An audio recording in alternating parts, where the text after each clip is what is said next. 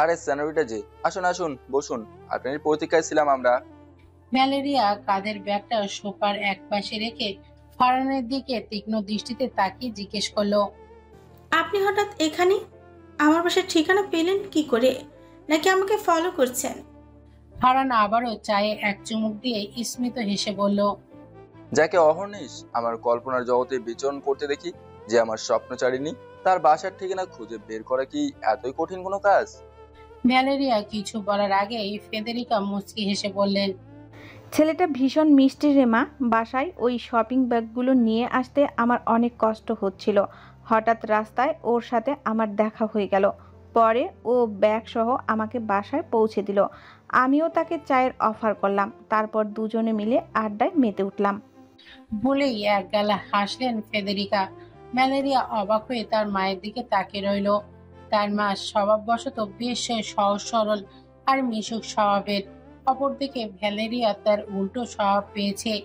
মেয়েটা ভীষণ রাগী আর একরোখা স্বভাবের, তবে ক্ষেত্র বিশেষে খুব কোমল আর মিশুক হয়ে ওঠে।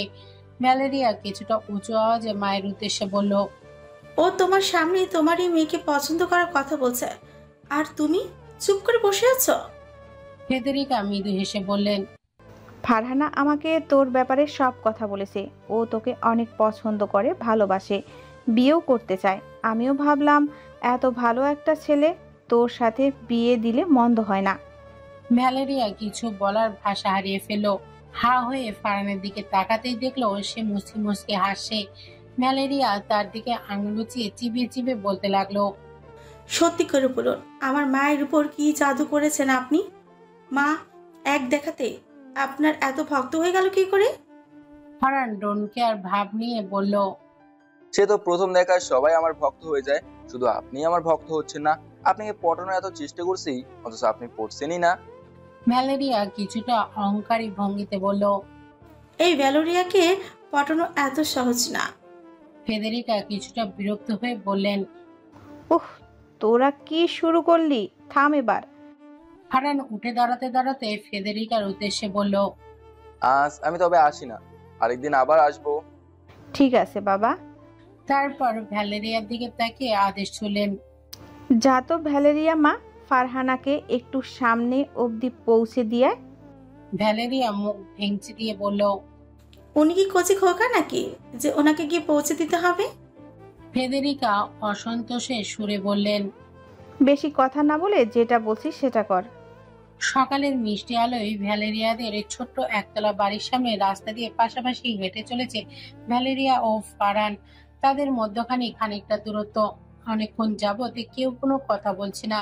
নীরবতা ভেঙে ফারহান বলল, আপনি আমাকে একদমই পছন্দ করেন না, তাই না সেনরিটা? ভ্যালেরিয়া ফারহানের দিকে তাকাতেই সে তড়িঘড়ি করে বলে উঠল, প্লিজ সেনরিটা নামটা ডাকতে আমায় মানা করবেন না, ওটা আমি ছাড়তে পারবো না। ভ্যালেরিয়া একটা দীর্ঘশ্বাস ফেলে বলল, ঠিক আছে, তবে আমি আপনাকে অপছন্দ করি না। পছন্দও তো করেন না? তার নির্দিষ্ট কিছু কারণ রয়েছে। আমার লাইফে অনেক লক্ষ্য রয়েছে, আর আমার জীবনটা এতটাও আনন্দে পরিপূর্ণ নয়। তাই আমি চাই না আমার এই জীবনে অন্য কাউকে জড়াতে। ফারহান ভ্যালেরিয়ার দিকে ঘুরে দাঁড়িয়ে তার হাত দুটি আলতোভাবে ধরল। ভ্যালেরিয়া তার দিকে তাকাতেই দুজনের চোখাচোখি হলো। ফারহান গভীর স্বরে বলতে লাগলো, আপনার জীবন যেমনই হোক, আমি আপনার জীবনের সাথে জড়াতে চাই। আপনার জীবন দুঃখময় হলে সেটাকে আনন্দে পরিপূর্ণ করে তুলবো আমি, আর আপনার জীবনের লক্ষ্য পূরণ করতেও সাহায্য করব। শুধু আপনি আমার সাথে থাকলেই হবে। আর ভালোবাসা, সেটা না হয় ধীরে ধীরেই আমার প্রতি আপনার মনে সৃষ্টি হলো। বলেই মুচকি হেসে সোজা করে দ্রুত পায়ে চলে গেল ফারহান। পেছনে ফেলে গেল স্তব্ধ হয়ে দাঁড়িয়ে থাকা ভ্যালেরিয়াকে। অজান্তেই বুকের বাঁ পাশে হাত রাখলো সে। হৃদয়টা তার খুব জোরে স্পন্দিত হচ্ছে না। পিয়ান চলে গেছে আজ 3 দিন হতে চলল। এই 3টা দিন প্রচন্ড বিষণ্ণতায় আর একাকিত্বের মাঝে কেটেছে শুভ্রার। আর্ট এক্সিবিশনে যাওয়ার কথা থাকলেও সে যায়নি। গত কয়েকটা দিনে প্রচন্ড মানসিক ধাক্কায় তার কোনো আর্টও কমপ্লিট করা হয়নি।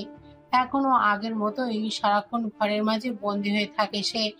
রায়ানও এখন শুভ্রার আশেপাশে আর ঘেঁষে না। যতটা সম্ভব নিজেকে শুভ্রার কাছ থেকে আড়াল করে রাখে, না হলে কষ্টগুলো যে আবারও বুক চিরে বেরিয়ে আসবে। শুভ্রাও সেটা খেয়াল করেছে, কিন্তু পরবর্তীতে বুঝতে পেরে তাদের মধ্যে এই দূরত্বটা থাকা উচিত।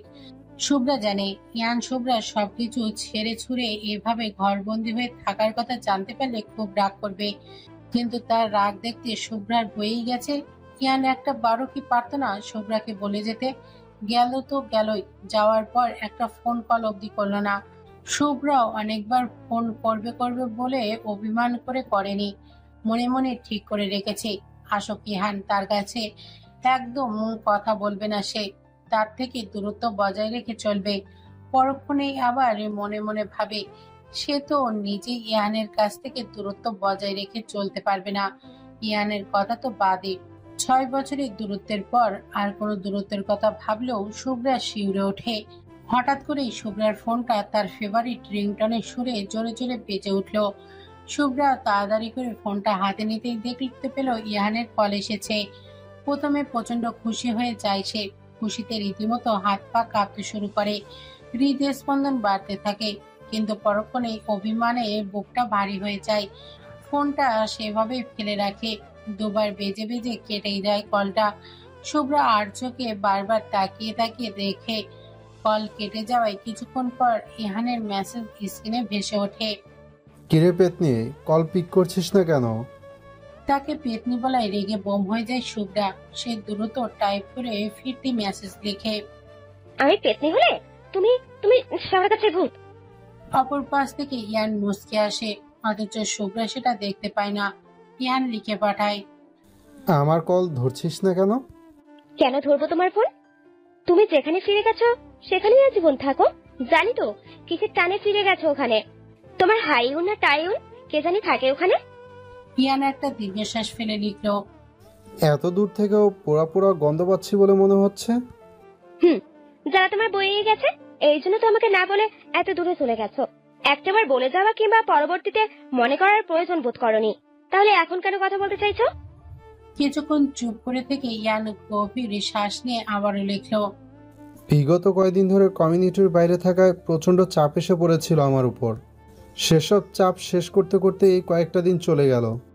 তোর কিংবা বাকিদের সাথে একটু কথা বলার সময় পর্যন্ত পাইনি। তোর থেকে দূরে থাকার সাধ্য আমার কোনোদিন ছিল না, না আছে আর না কোনোদিনও থাকবে। তুই যে আমার আত্মায় মিশে আছিস সুইট বাটারফ্লাই।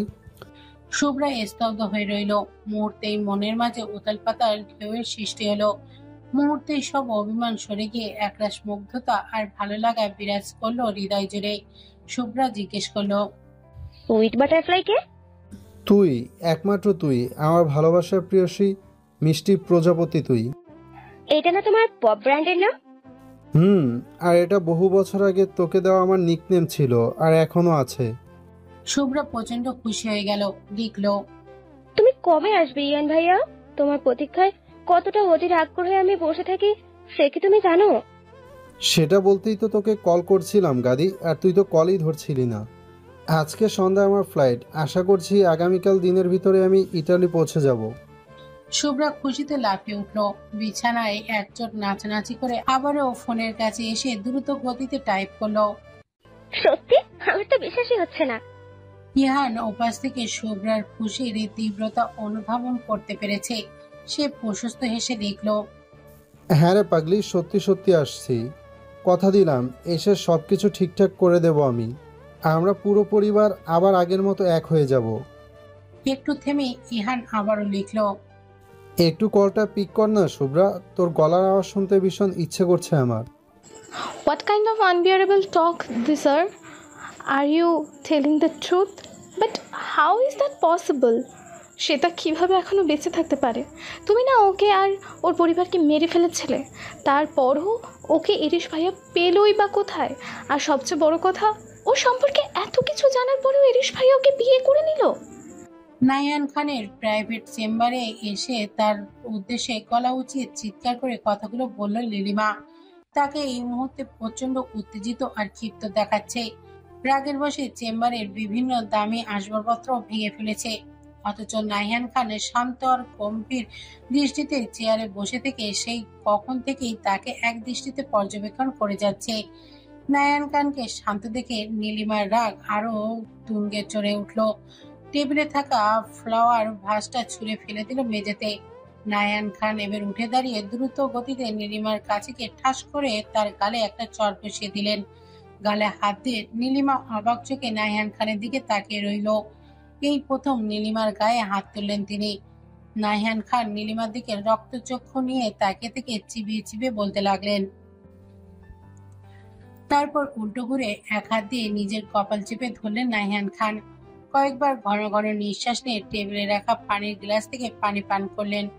তারপরে সেভাবে থেকেই শান্ত গলায় বললেন, ব্যাপারটাতে আমিও যথেষ্ট অবাক হয়েছি, বলতে দ্বিধা নেই, বেশ ঘাবড়েও গিয়েছি। নিজের হাতে সে তার ওর পুরো পরিবারকে মারার পরও কীভাবে বেঁচে গেল সেটাই এখনও বোধগম্য হচ্ছে না। সেটা ওরা যেভাবেই বাঁচুক, কিন্তু এখন কি করে আবার ওদের নিজের রাস্তা থেকে সরাবো সেই উপায় ভাবতে হবে। এরির যদি আমার সকল সত্যি জানতে পেরে যায় তাহলে ও আমাকে কিছুতেই ছাড়বে না, নিজের বাপ বলেও না। দ্য গ্রেট নাহিয়ান আহরার খান তবে তার নিজের ছেলেকে ভয় পায়? নাহিয়ান খানের রক্তচক্ষু নিয়ে নীলিমার পানে তাকালেন, চিবিয়ে চিবিয়ে বললেন, আজে বাজে কথা না বলে কাজের কথা চিন্তা করো। কিভাবে এই বিপদ থেকে রক্ষা পাওয়া যায় সেটা ভাবো। হয় ভালো কোনো উপায় খুঁজে বের করতে আমাকে সাহায্য করো, না হলে এখান থেকে বেরিয়ে যাও। এরির সত্যিটা জানতে পারলে আমাদের কাউকে ছাড়বে না। নীলিমা কিছুক্ষণ ভেবে উত্তর দিল, আলেসান্দ্রো কার্লো তো এরিসের নতুন শত্রু, ওকে কাজে লাগালে কেমন হয়? নাহিয়ান খান তাচ্ছিল্য হেসে বললেন, এজন্যই তোমাকে বলি আমি মাথা মোটা। আলেসান্দ্রো কার্লো এরিসের শত্রু মানে আমারও শত্রু।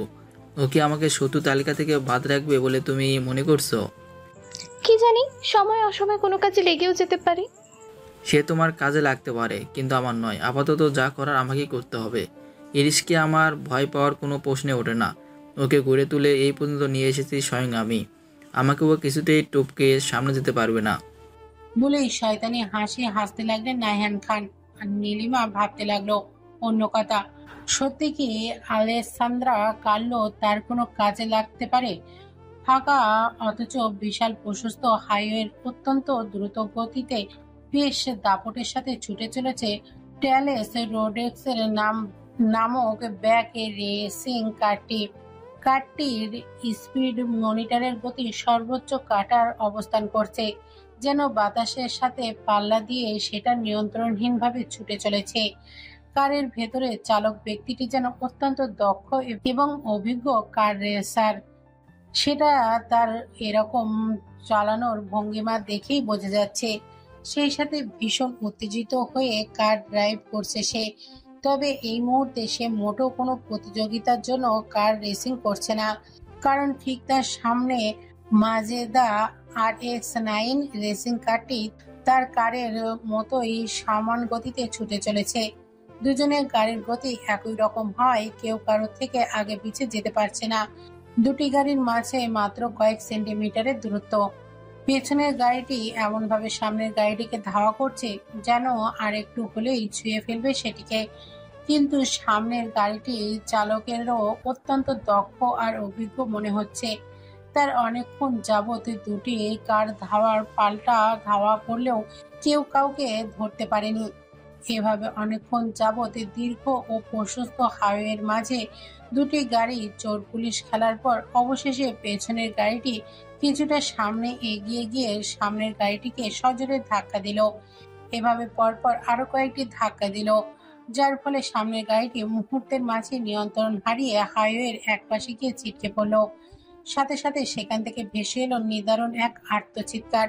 সামনের গাড়িটা যখন বিধ্বস্ত অবস্থায় ক্ষতবিক্ষত হয়ে হাইওয়ের একপাশে পড়ে রয়েছে, তখনই পেছনের গাড়ি থেকে হোয়াইট টি শার্ট, তার উপর black leather jacket, black leather jeans, মাথায় ব্ল্যাক বেসবল ক্যাপ এবং মুখে ব্ল্যাক মাস্ক লাগিয়ে এক দীর্ঘদেহী চওড়া ও সুঠাম গড়নের মানব অবয়ব অত্যন্ত দৃঢ়তা ও দাম্ভিকতার সাথে ধীর পায়ে সেদিকে এগিয়ে যেতে লাগলো। ততক্ষণে তার পেছনে আরো দুটি গাড়ি এসে থামলো। ফরান সহ অনেকগুলো কালো পোশাক ও বন্দুকধারী বডিগার্ড গাড়ি থেকে দ্রুত নেমে সামনে এগোতে উদ্যত হলো। অথচ মানব অবয়টি এগোতে এগোতে পেছনে না তাকিয়ে হাতের ইশারায় তাদেরকে সেখানে দাঁড়িয়ে থাকতে আদেশ করলো। তারা মুহূর্তেই সেখানে স্ট্যাচুর মতো দাঁড়িয়ে রইল। অতঃপর মানবটি সেই বিধ্বস্ত গাড়িটির সামনে গিয়ে হাঁটু ভেঙে বসে পড়ল, চূর্ণ বিচূর্ণ হয়ে যাওয়া দামি গাড়িটি উল্টো হয়ে হাইওয়ে পড়ে রয়েছে। তার মাঝে ভাঙা জানালার কাঁচ গলিয়ে রক্তাক্ত এবং ক্ষতবিক্ষত একটা মুখ ভেসে উঠেছে। প্রচন্ড জোরে জোরে নিঃশ্বাস নিচ্ছে সে। তারপর ভয়ে ভয়ে সামনে মানুষটির দিকে তাকালো। তীব্র ভয় এবং বাঁচার আকুল আক্ষেপ লোকটির চোখে মুখে স্পষ্ট প্রতীয়মান হয়ে উঠেছে। অথচ সামনের নির্দয় মানবটির মনে তার প্রতি বিন্দুমাত্র দয়ামায়া উদ্বেগ হলো না। আহত লোকটিকে গাড়ি থেকে টেনে হিঁচড়ে বের করে আনলো সে। লোকটির সম্পূর্ণ শরীরে গাড়ির কাঁচ এবং ধাতব যন্ত্রাংশ ঢুকে গিয়েছে। ফলশ্রুতি তার সম্পূর্ণ শরীর ক্ষতবিক্ষত এবং রক্তাক্ত। তার মধ্যে কালো পোশাকে সজ্জিত মানবটি লোকটির বুকের ওপর বসে প্রচন্ড আক্রোশ এবং হিংস্রতার সাথে তার মুখে এবং বুকে তীব্রভাবে একের পর এক হাতের বজ্র মুষ্টি দিয়ে আঘাত করতে লাগলো। মুহূর্তেই লোকটি গলগল করে রক্ত বমি করে দিল। তাতেও ক্ষান্ত হলো না সেই নির্দয় ব্যক্তিটি। লোকটির দিকে ভয়ানক রক্তচক্ষু নিয়ে তাকিয়ে থেকে সেই হাত বাড়িয়ে দিল পেছনের দিকে। মুহূর্তেই ফারহান এগিয়ে এসে তার হাতে একটা কালো বস্তু ধরিয়ে দিল। টু সাইডের শোল্ড দিয়ে নিজের শিকারের ক্ষতবিক্ষত করে হত্যা করা অ্যালিসের বহু পুরনো অভ্যাস। আজও সেই অভ্যাসের ব্যতিক্রম হলো না। অ্যালিসের হাতের পাশে দুপাশ থেকে ধারালো চকচক দুটো ছুরি বেরিয়ে আসতে হাতমরা হয়ে যাওয়া লোকটি তীব্র ভয়ে গগনবিতারী আর্তনাদ করে উঠল। তারপর অস্ফুট গোগানি নিয়ে এসে বলতে লাগলো, আমাকে মারবেন না, দয়া করে প্লিজ, প্রাণ ভিক্ষা দিন আমার। অ্যালিস ভয়ানক থাবা দিয়ে লোকটির চোয়াল শক্ত করে ধরে রেখে চাপা হিসিস কণ্ঠে বলে উঠল, মাহির আইমান শেখ, বহু বছর তোকে খুঁজেছিলাম আমি। অবশেষে আজ তোকে পেয়ে গেলাম। কিন্তু আমি ভেবে পাই না আমার থেকে বড় কোন শক্তি আছে যে তোকে এতগুলো বছর আমার চোখের সামনে থেকে আড়াল করে রেখেছিল। বল, কে সে? কে তোকে আমার ইগল দৃষ্টি থেকে আড়াল করে রেখেছিল এবং কেন? তারপর একটু থেমে কিছু একটা ভেবে অ্যালিস বহু কষ্টে নিজেকে সংযত রেখে লোকটার বুক বরাবর ছুরির একটা পোজ দিয়ে হিংস্র কণ্ঠে বলতে লাগলো, ওই ভিডিওতে শ্রেতার সাথে সত্যি কি তুই ছিলে? সত্যি করে বলবি একদম। তা না হলে তোকে অত্যন্ত ভয়ানকভাবে মৃত্যু তো দিবই, সেই সাথে তোর গোটা পরিবারকেও শেষ করে দেব। নিজের জীবনের পরোয়া ছিল না মাহির আরমানের, কিন্তু পরিবারের কথা ভাবতে ভয়ে চুপসে গেল তার সমস্ত হৃদয়। গলা শুকিয়ে কাঠ হয়ে যায়। কয়েকটা শুকনো ঢোক গিলে সে অ্যালিসকে বলতে লাগলো, ওই ভিডিওতে শ্বেতা নামক কোনো মেয়ে ছিল না। আমি অন্য একটা প্রস্টিটিউট মেয়ের সাথে ইন্টিমেট হয়েছিলাম। কোনো বিশেষ উদ্দেশ্যে আমাদের ভিডিও ধারণ করা হয়েছিল। তারপর সেটা। অ্যালিস লোকটির কাঁধে তীব্রভাবে ঝাঁকিয়ে প্রচন্ড উত্তেজিত হয়ে বলে উঠল, তারপর কি? কে তোকে দিয়ে এসব করিয়েছিল? লোকটির শ্বাস ততক্ষণে প্রচন্ড ঘন হয়ে গিয়েছে। মৃত্যু বুঝি তার খুবই সন্নিকটে, কিন্তু তবুও সত্যিটা না বলে তার উপায় নেই। প্রচন্ড ধিমি আওয়াজে সে বলতে লাগলো, তারপর সেটা দিয়ে কি করা হয়েছে আমি কিচ্ছু জানি না। আর আমাকে দিয়ে এসব করেছিল নাহিয়ান।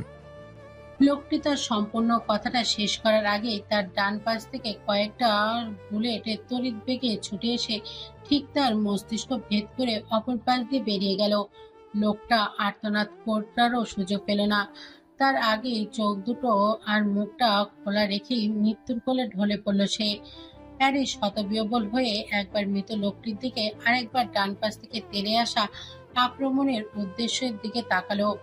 সে দেখতে পেল কয়েকটা কালো রঙের গাড়ি সেখান থেকে দ্রুত গতিতে ছুটে চলে যাচ্ছে।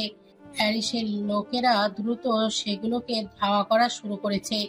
এদিকে অ্যালিস লোকটিকে ঝাঁকাতে বদ্ধ উন্মাদের মতো চিৎকার করে বলতে লাগলো, ওই জানোয়ারের সম্পূর্ণ নাম বল বাস্টার্ড।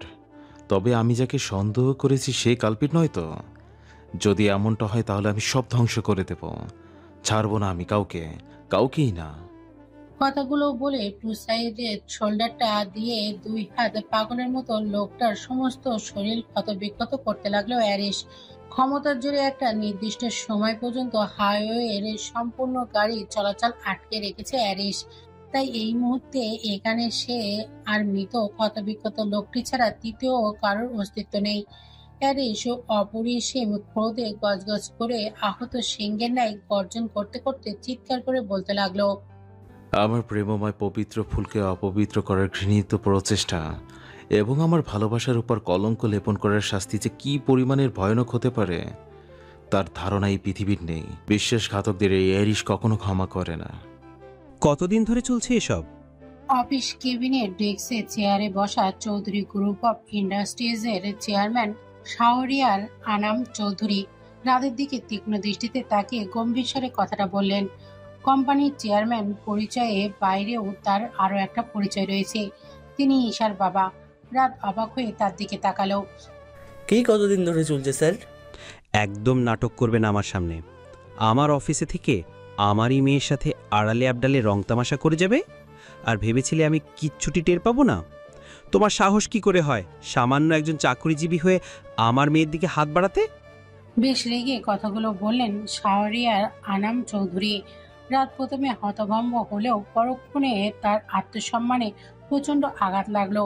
দাঁতে দাঁত চেপে সে শক্ত কণ্ঠে জবাব দিল, আপনার জানায় হয়তো কোনো ভুল হয়েছে স্যার। আপনি যে অভিযোগ করেছেন আমি তার কিছু করিনি। আর আপনার অফিসের সামান্য চাকরিজীবী হলেও আমি কাজ করে তারপর স্যালারি নিই, তাই আপনি আমাকে এভাবে বলতে পারেন না। আমি তোমাকে চাকরি থেকে বরখাস্ত করলাম। তার প্রয়োজন হবে না স্যার। আপনার এমন ব্যবহারের পর আমি নিজে থেকে রিজাইন দিয়ে দিতাম। একটু পরেই আমার রিজিগনেশন লেটার পেয়ে যাবেন। বলেই হনন করে কেবিন থেকে বেরিয়ে গেল রাত। শাহরিয়ার আনাম চৌধুরী সেদিকে তীক্ষ্ণ দৃষ্টিতে তাকিয়ে রইলেন। কি হয়েছে রাত, তোমাকে এমন বিচলিতে দেখাচ্ছে কেন? অফিস থেকে হনন করে বের হয়ে আসার সময় ঈশার সাথে হঠাৎ দেখা হয় রাদের। ঈশাকে দেখা মাত্রই রাদের রাগ তত্তর করে বেড়ে যায়। ঈশার দিকে আঙুল উঁচিয়ে ধরে রাত চিবিয়ে চিবিয়ে বলতে থাকে, আজকের পর থেকে তোমার সাথে আমার আর কোনো ধরনের সম্পর্ক নেই, বুঝেছো? আর কখনো আমার সাথে কথা বলা কিংবা দেখা করার চেষ্টা করবেন না, মাইন্ড ইট। বলেই রাত হনন করে বেরিয়ে যায়। ঈশা হতভম্ব হয়ে তার যাওয়ার পানে চেয়ে থাকে। রাতের এমন আচরণে কিছুই তার বোধগম্য হলো না। পরক্ষণে সেও তাদের পিছু পিছু যেতে নিলে রাত মুহূর্তের মাঝে বাইক নিয়ে অদৃশ্য হয়ে যায়।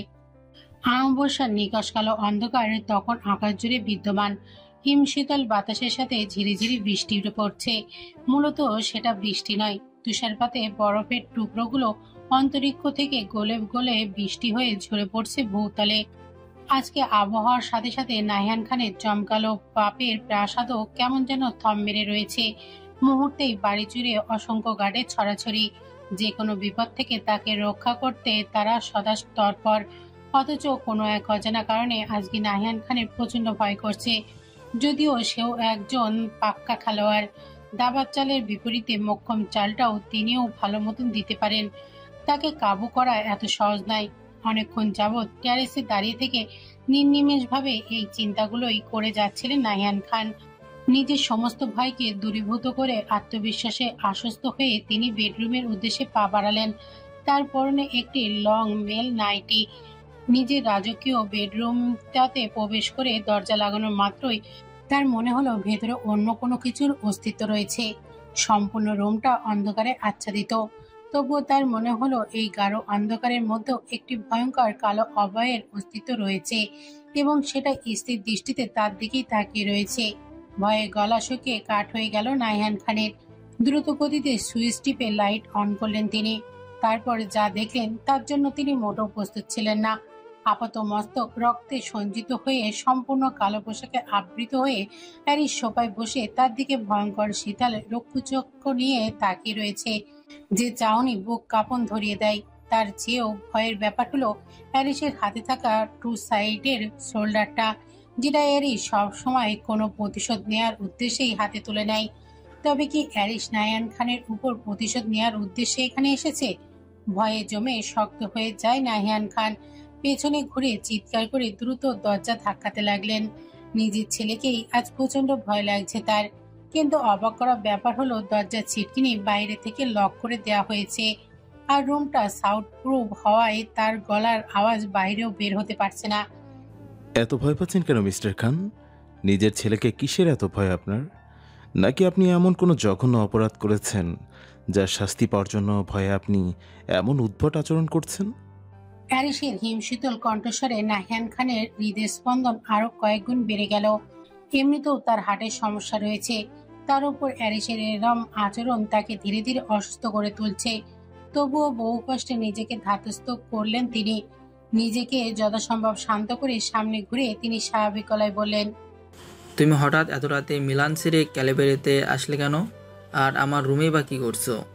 হ্যারিস স্লাগ করে সোজা হয়ে বসে অত্যন্ত শান্ত স্বরে বলল, আপনার সাথে বহু হিসাব নিকাশ পাকা করার ছিল মিস্টার খান, সেজন্য এত রাতে ছুটে আসা। আপনি তো বলেছিলেন আমাদের মাঝে এত ফর্মালিটিস কিসের। So please come and sit here. Nayan Khan ধীরে সুস্থে অ্যারিসের সামনে সবাই গিয়ে বসলেন। প্রথমে প্রচন্ড ভয় পেয়ে গেলেও পরবর্তীতে নিজেকে সামলে নিয়েছেন তিনি। একজন প্রাক্তন মাফিয়া বস এবং কূটবুদ্ধি সম্পন্ন মানুষ হিসেবে নিজেকে সব রকমের পরিস্থিতিতে শান্ত রেখে মানিয়ে নেওয়ার ক্ষমতা তিনি রাখেন। নায়ান খান গুরুগম্ভীর গলায় অ্যারিসকে প্রশ্ন করলেন, কি উদ্দেশ্যে এখানে এসেছো সেটা স্পষ্ট করে বলো। হ্যারিস কিছুটা ন্যাকামি সুরে বলল, এটা কোনো কথা হলো মিস্টার খান?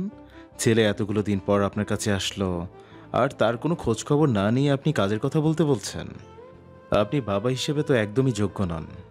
নায়ান খান ভুরুকুচকে অ্যারিসের দিকে তাকিয়ে রইলেন। হ্যারিস বাচ্চাদের মতো অভিযোগের সুরে বলতে লাগলো, অবশ্য আপনি বাবা হিসেবে যোগ্য কখনো ছিলেন না। কেন ছিলেন না? ছোটবেলায় মা থাকা অবস্থায় কিংবা আমায় ছেড়ে চলে যাওয়ার পর আমাকে কখনো নিজের আদর ভালোবাসা দেননি। সবসময় টাকা দিয়ে দায়িত্ব সেরেছেন। রুক্ষতার কঠোরতার আদলে আমাকে তৈরি করেছেন। আমার নিষ্পাপ মনটাকে হত্যা করে সেখানে বিষাক্ততার বিষ ঢুকিয়ে দিয়েছেন আপনি। সবশেষে নিজের পাপের দুনিয়ার সম্রাট করেছেন আমায়। হ্যারিসের শেষ কথাগুলো ধীরে ধীরে কঠোর হতে গিয়েছিল। নায়ান খানের দিকে তীব্র দৃষ্টিপাত করে রইল সে, অথচ নাহিয়ান খান নির্বিকার। হ্যারিস মুহূর্তেই নিজের কঠোর রূপ সরিয়ে নিয়ে তাতে শান্ত চেহারা ফিরিয়ে এনে সবাই হেলান দিয়ে বসে বলতে লাগলো, তাও আমার কোনো সমস্যা ছিল না মিস্টার খান, কিন্তু আপনি অতীতে ওইসব কি করেছিলেন? নিজের স্বার্থ পূরণ করতে নিজের ছেলেকে অ্যাক্সিডেন্ট করিয়ে দিলেন। বাহ মিস্টার খান বাহ, আপনার মতো যোগ্য পিতার কোনো তুলনাই হয় না। কথাগুলো বলে উঠে দাঁড়িয়ে উন্মাদের মতো হাসতে হাসতে হাততালি দিতে লাগলো হ্যারিস। অথচ তার রক্তলাল চোখগুলো ঠিকই প্রবল হিংস্রতা এবং প্রচন্ড ব্যথায় জলজল করছিল। নাহিয়ান খান ভিতরে ভিতরে প্রচন্ড ঘাবড়ে গেলেও বাইরে সেটা প্রকাশ করলেন না। তিনি গম্ভীর কণ্ঠে হ্যারিসের উদ্দেশ্যে বললেন, এসব কি কথা বলছো তুমি এরিস? মাথা ঠিক আছে তোমার, নাকি ঢিঙ্ক করে উল্টোপাল্টা কথা বলছো? হ্যারিস হঠাৎ করে নিজের চিরাচরিত পৈশাচিক হিংস্র রূপে ফিরে এলো। তড়িৎ গতিতে নাহিয়ান খানের দিকে ছুটে গিয়ে প্রচন্ড শক্ত হাতে তার গলা চেপে ধরে তার মাথাটা সোফার সাথে চেপে ধরল। নাহিয়ান খান প্রচন্ড ভয় নিয়ে হ্যারিসের দিকে তাকিয়ে রইলেন। হ্যারিসকে এই মুহূর্তে প্রচন্ড ভয়ানক কোনো সাইকোপ্যাথের মতো লাগছে। সীমাহীন হিংস্রতা আর অপরিসীম রাগে থরথর করে কাঁপছে তার গোটা শরীর।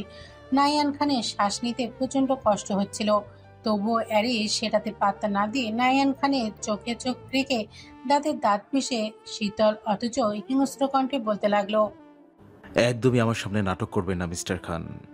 অভিনয় অনেক করেছেন আমার সাথে, মিথ্যা কথা বলেছেন অগণিত, আর সবচেয়ে বড় যেটা করেছেন সেটা হলো বিশ্বাসঘাতকতা। এত এত অপরাধের শাস্তি এক আপনাকে আমি কিভাবে দেই বলুন তো?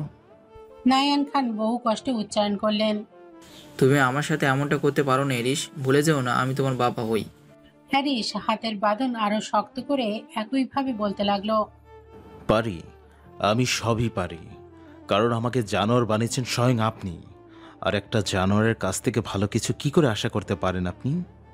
একটু থেমে হ্যারিস আরো গর্জনরত কণ্ঠে বলতে লাগলো, 6 বছর আগে আমার আর শ্রেতার বিয়ের রাতে আবার অ্যাক্সিডেন্ট করিয়ে শ্রেতা আর ওর পুরো পরিবার আপনি মেরে ফেলতে চেয়েছিলেন, তাই না? কিন্তু ভাগ্যক্রমে ওরা বেঁচে যায়। এরপর আপনি ক্ষান্ত হননি। শ্রেতার পবিত্র চরিত্রে দাগ লাগিয়ে আমার সামনে ওকে নিকৃষ্ট প্রমাণ করতে এআইয়ের মাধ্যমে ফেক ভিডিও তৈরি করে আমার সামনে উপস্থিত করেছিলেন, যাতে আমি ওকে ভুল বুঝি, তাই না? বলুন, তাই না? শেষের কথাগুলোতে প্রচন্ড জোরে থমকে গেল হ্যারিস। নাহিয়ান খান কেঁপে উঠলেন, বুঝলেন যে তিনি ধরা পড়ে গেছেন, আর লুকিয়ে রেখে লাভ হবে না, তাই তিনি জিজ্ঞেস করলেন, তুমি সবকিছু জানলে কি করে? হ্যারিস রহস্যময় বাঁকা হেসে বলল, যে কাজগুলো আমার বহু বছর আগে করা উচিত ছিল, কিন্তু আপনার ম্যানিপুলেশনে আমি সেগুলো করতে পারিনি, সেগুলো বিগত 24 ঘন্টার মধ্যে সম্পন্ন করে ফেলেছি আমি। শুরু থেকে শেষ পর্যন্ত সকল ঘটনার রহস্য জানার জন্য এই ঘটনাগুলোর সাথে রিলেটেড সব কিছু নিয়ে সব জায়গায় চিরুনি তল্লাশি চালিয়েছে আমি। ইতালি টু বাংলাদেশ কোনোটাই ছাড় দেইনি, আর যার ফলাফল এখন আমার হাতে। অ্যারিসের হিংস্র সত্তার মধ্যে হঠাৎ করেই একটা কাতরতার ছাপ স্পর্শ হয়ে উঠল। রক্তিম চোখ জোড়ার মধ্যে ঈষৎ অশ্রুকণা জমা হলো। যন্ত্রণা আর হিংস্রতার মধ্যে সামঞ্জস্য রেখেই অ্যারিস ভেজা কণ্ঠে বলতে লাগলো, এমনটা আমার সাথে কেন করলেন মিস্টার খান? নিজের ওই রোজজার সন্তান বলে কি এতটুকু করুণা আমার উপর করা যেত না? আমাকে নিজের স্বার্থের কথা বলতেন, আমি হাসতে হাসতে আমার জান আপনার জন্য কোরবান করে দিতাম। কিন্তু আমার ভালোবাসা, সে কি পাপ করেছিল?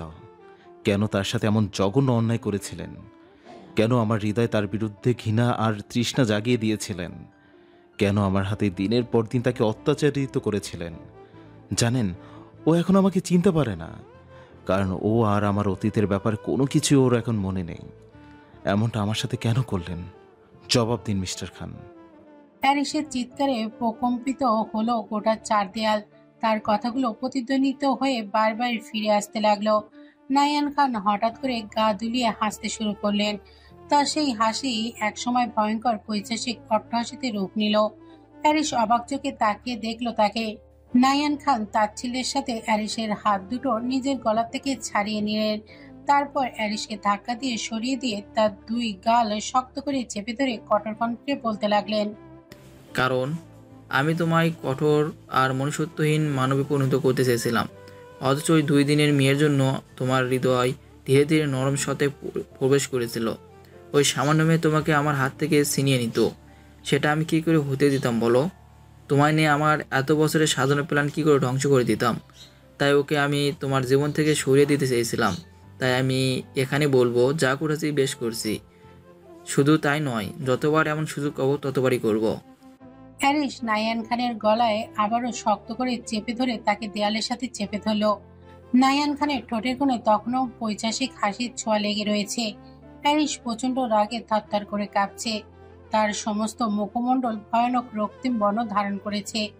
সমস্ত শরীরের শিরা উপশিরাগুলো প্রবলভাবে ফুলে ফেপে উঠে নীলচে বর্ণ ধারণ করেছে।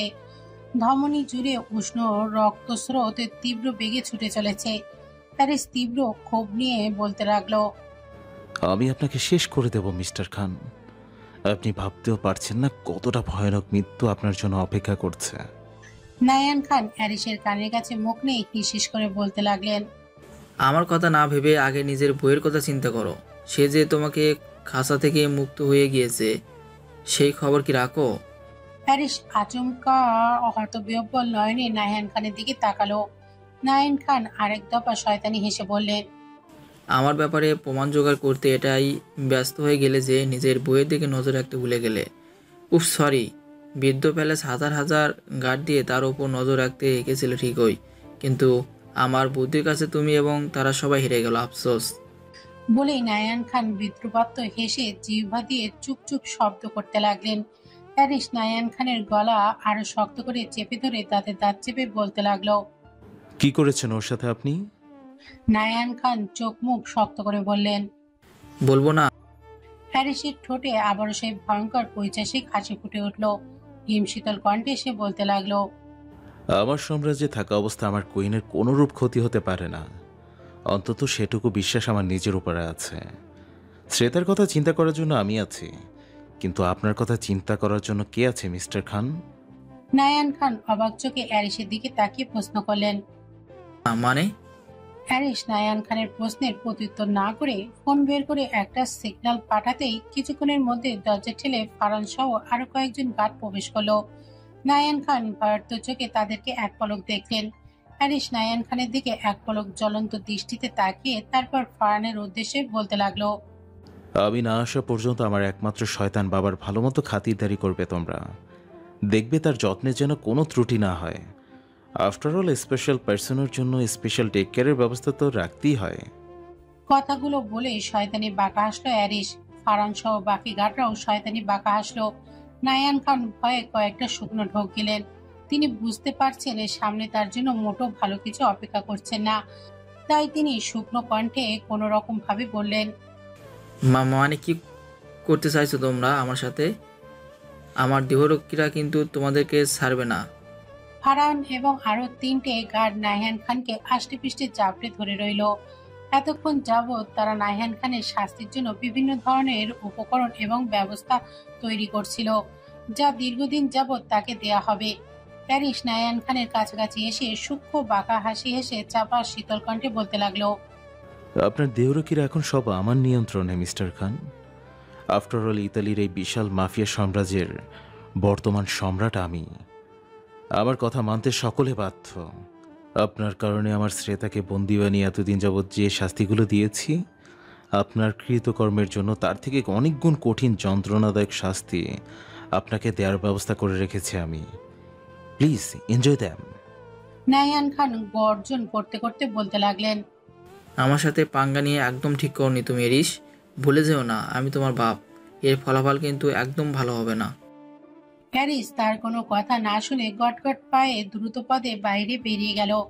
আর এদিকে ফারহান নাহিয়ান খানকে নিয়ে চলল তার জন্য বরাদ্দকৃত শাস্তি দেওয়াতে।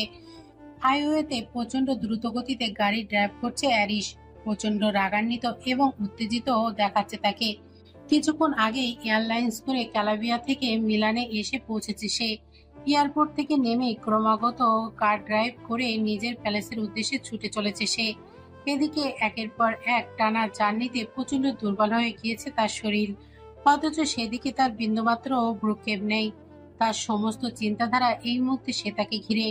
অবশ্য শ্বেতাকে নিয়ে ভাবার যথেষ্ট কারণ রয়েছে, কারণ বিগত 16 ঘন্টা যাবত শ্বেতা অ্যান্ড্রিয়ানো প্যালেস থেকে লাপাত্তা রয়েছে। শুধু শ্বেতা নয়, তার পুরো পরিবার এবং সায়ানরাও ইটালি থেকে সম্পূর্ণ গায়েব হয়ে গিয়েছে। এমনকি ইয়ানেরও কোনো খোঁজ খবর নেই। তারা কোথায় গিয়েছে সে সম্পর্কেও কারোর কোনো ধারণা নেই। প্যারিস নাহিয়ান খানের ব্যাপারগুলো নিয়ে গত একদিন এতটাই ব্যস্ত ছিল যে প্রত্যক্ষভাবে নিজের প্যালেসের দিকে খেয়াল রাখতে পারেনি। ফারহানও তার সাথে ছিল, তাই আর এই সম্পূর্ণ গার্ডদের ভরসায় ছেড়ে গিয়েছিল প্যালেস। তবে গার্ডদের এই বেখেয়ালির জন্য তাদেরকে এসে চরম মূল্য দিতে হবে, সেটা আর বলার অপেক্ষা রাখে না। প্যারিস কার ড্রাইভ করতে করতে মনে মনে ভাবতে থাকে, তোমার প্রতি হওয়া সমস্ত অন্যায়ের প্রতিশোধ আমি নেব অ্যাডিকশন। না জেনে না বুঝে তোমার প্রতি যে অন্যায়গুলো করেছি সেটার শাস্তি আমি নিজেকে দেব। কিন্তু তোমাকে নিজের থেকে দূরে কিংবা দূরে যেতে দেওয়া কোনোটাই আমার পক্ষে কখনো সম্ভব না। তোমাকে আজীবন আমার কাছে থাকতে হবে। আমার বক্ষ পিঞ্জরে তোমায় আবদ্ধ করে রাখবো আমি। আমার কঠিন ভালোবাসা তোমাকে সহ্য করে যেতে হবে আজীবন। যদি স্বেচ্ছায় তুমি আমার থেকে পালাতে চাও, গড প্রমিস এর জন্য চরম মূল্য দিতে হবে তোমায়। তোমার এই অপরাধ আমি কখনোই ক্ষমা করব না। তোমাকে যে কোনো মূল্যে আমার কাছে ফিরে আসতেই হবে মাই অ্যাডিকশন। নিয়ন্ত্রণহীনভাবে গাড়ি চালানোতে ট্রাফিক পুলিশ অ্যারিসের গাড়ি ধাওয়া করে, কিন্তু তাকে কিছুতেই ধরতে পারে না। অ্যারিস এই মুহূর্তে সম্পূর্ণ কিছু ভুলে বাতাসের গতিতে একটানা কার ড্রাইভ করে যাচ্ছে। হঠাৎ করেই বিপরীত পাশ থেকে একটি গাড়ি এসে প্রচন্ডভাবে অ্যারিসের গাড়িকে আঘাত করে। মুহূর্তেই অ্যারিসের গাড়িটি ছিটকে হাইওয়ের একপাশে পড়ে যায়, আর ধাক্কা দেওয়ায় গাড়িটি দ্রুত গতিতে সেখান থেকে ছুটে চলে যায়। প্যারিসের গাড়িকে ধাক্কা দেওয়া সে ইচ্ছাকৃত ছিল, সেটা স্পষ্ট বোঝা যাচ্ছিল। পুলিশের দুটি গাড়ি সেখান দিয়ে যাওয়ায় একটি গাড়ি সেই গাড়িটিকে ধাওয়া করে এবং অপর গাড়ি থেকে একজন পুলিশ নেমে এসে দ্রুত প্যারিসের গাড়ির কাছে গিয়ে তাকে রক্তাক্ত ও আহত অবস্থায় উদ্ধার করে। প্যারিসের নিঃশ্বাস এখন তীব্রভাবে ওঠানামা করছে। তার স্মৃতির মাঝে আবারও এক ঝলক দেখা গেল 6 বছর আগের শ্বেতার সাথে তার বিয়ে হওয়ার রাতের ভিডিও কলে দেখা শ্বেতার বধূবেশে সেজে সেই অপরূপ দৃশ্য, তার অ্যাক্সিডেন্টের ভয়াবহ দৃশ্য। চেতনা হারানোর আগ পর্যন্ত অ্যারিস বিড়বিড় করে বলতে লাগলো, আমি মরতে চাই না শ্রেতা। তোমাকে ছাড়া মৃত্যু যে আমার কাম্য নয়। মরলে তোমাকে নিয়ে মরব, আর যদি বেঁচে ফিরি তবে তোমাকে আমার করে ছাড়বো মাই অ্যাডিকশন।